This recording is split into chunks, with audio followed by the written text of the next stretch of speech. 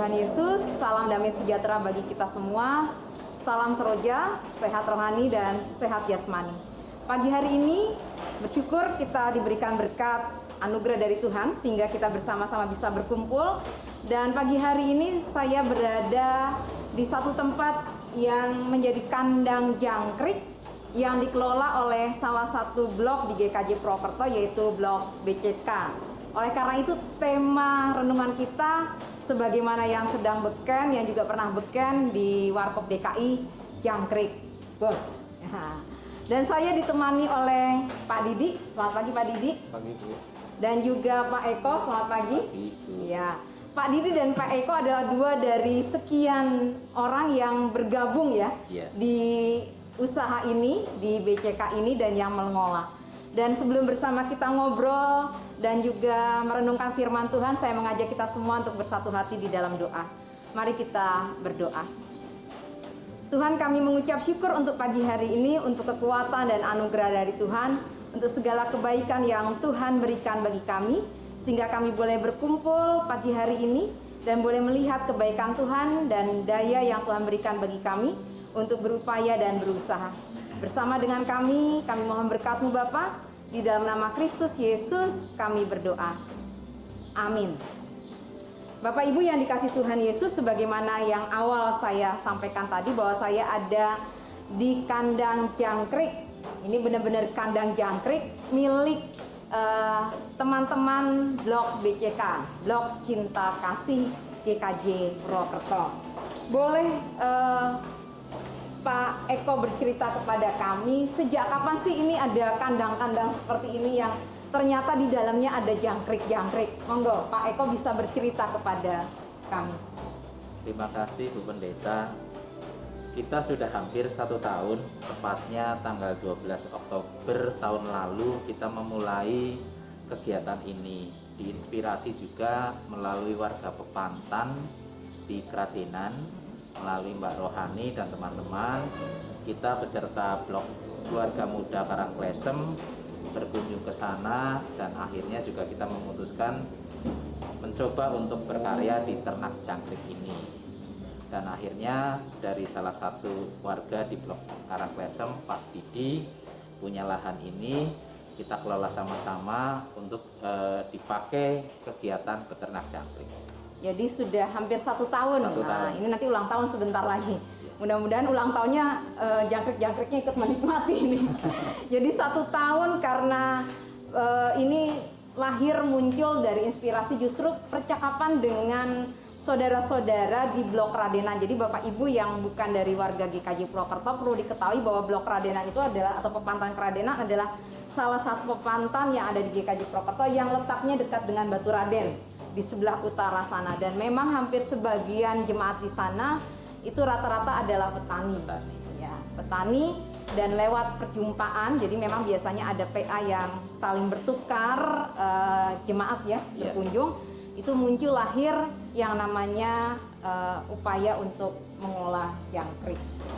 Tujuannya apa sih Pak Didi, ini kok repot-repot harus mengelola jangkrik, padahal bapak-bapak yang mengelola ini kan punya usaha dan pekerjaan masing-masing. Ya, memang tujuan utama kami khususnya keluarga muda blok Karangklesem punya angan-angan dari kebiasaan kami, kayak misalkan mengadakan PA keluarga muda itu mengaplikasikan bahan-bahan PA pada awalnya gitu. Bagaimana cara mengelola, bagaimana kita keluarga muda bisa membantu saudara-saudara kita yang perlu kita sokong, terutama di perekonomiannya. Jadi kami setelah ada inspirasi untuk ternak jangkrik, ya cobalah kita bikin ternak jangkrik. Coba diawali dari kita sendiri. Kalau kita bisa menghasilkan, coba kita aplikasikan kepada saudara kita, terutama yang membutuhkan. Nah, sampai sekarang juga masih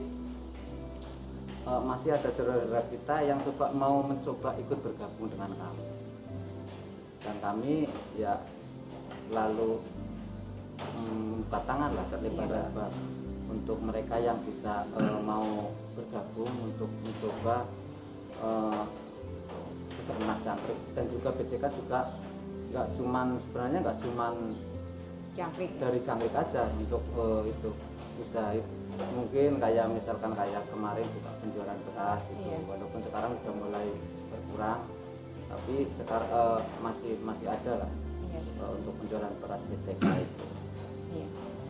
Jadi jangkrik ini adalah salah satu pengelolaan ekonomi yang dilakukan oleh Blok BCK.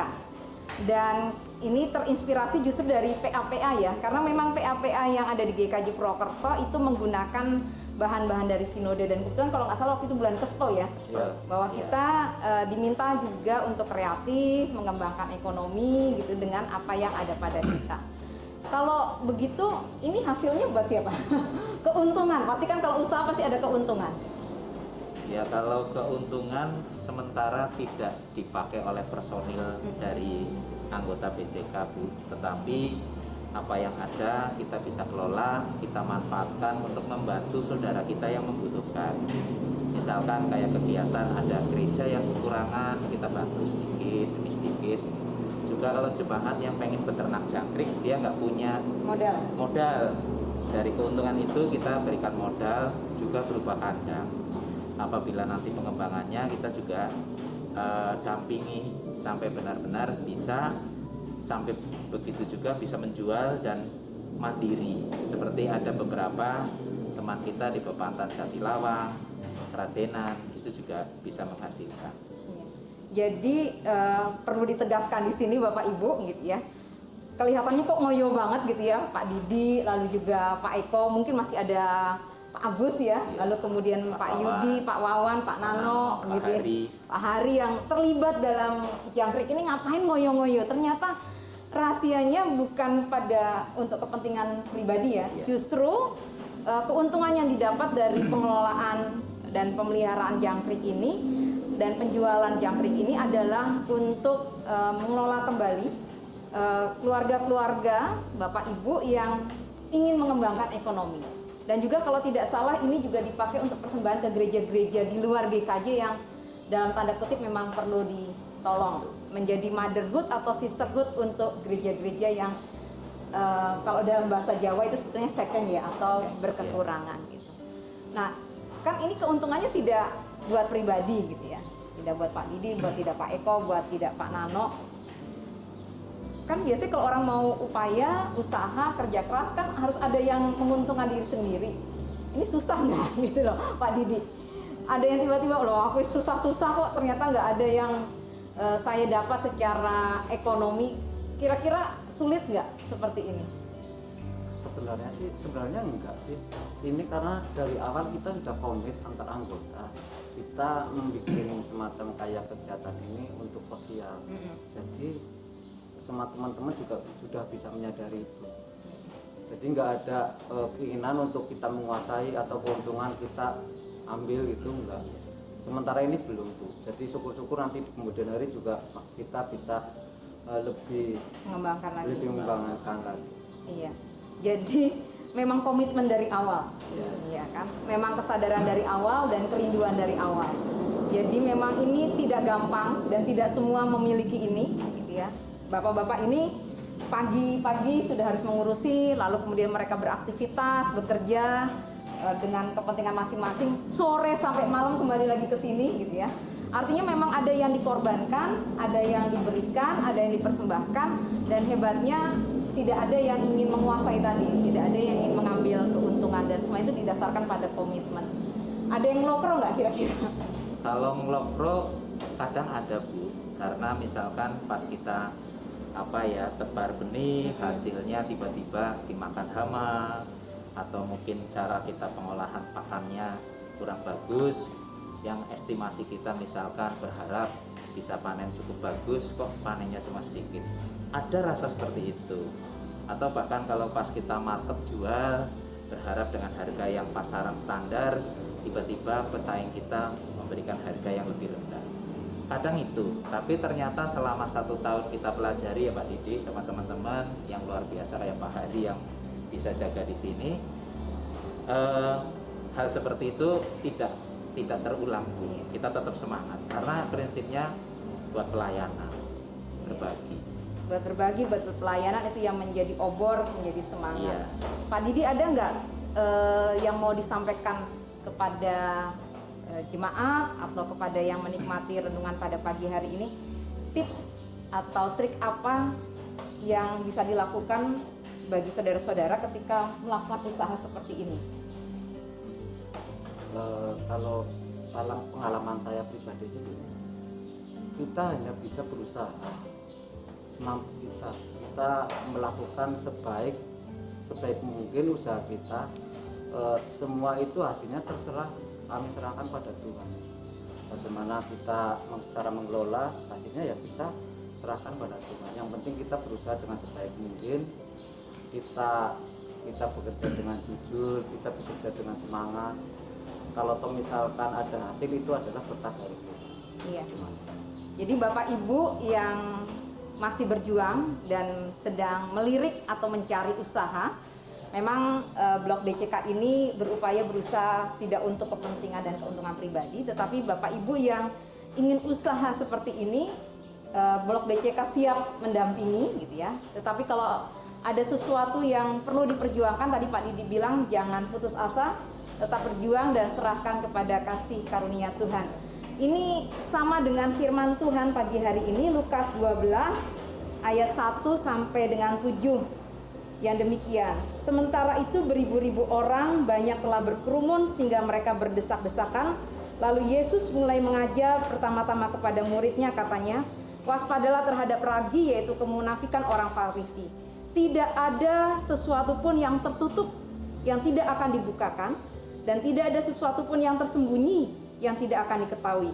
Karena itu apa yang kamu katakan dalam gelap akan kedengaran dalam terang, dan apa yang kamu bisikan ke telinga di dalam kamar akan diberitakan dari atas atap rumah. Aku berkata kepadamu, hai saudara-saudaraku, janganlah kamu takut terhadap mereka yang dapat membunuh tubuh dan kemudian tidak dapat berbuat apa-apa lagi. Aku akan menunjukkan kepada kamu siapakah yang harus kamu takuti. Takutilah dia yang telah membunuh, mempunyai kuasa untuk melemparkan orang ke dalam neraka. Sesungguhnya aku berkata kepadamu, takutilah dia. Bukankah burung pipit dijual 5 ekor duit? Sungguh pun demikian, tidak seekor pun daripadanya yang dilupakan Allah. Saya ulangi pada ayat 6. Bukankah burung pipit dijual 5 ekor 2 duit? Sungguh pun demikian, tidak seekor pun daripadanya yang dilupakan Allah. Bahkan rambut kepalamu pun terhitung semuanya. Karena itu jangan takut, karena kamu lebih berharga daripada banyak burung pipit. Jadi Bapak Ibu, tidak ada yang dibiarkan oleh Allah. Kalau satu jalan tertutup, Tuhan buka jalan yang lain, gitu kan.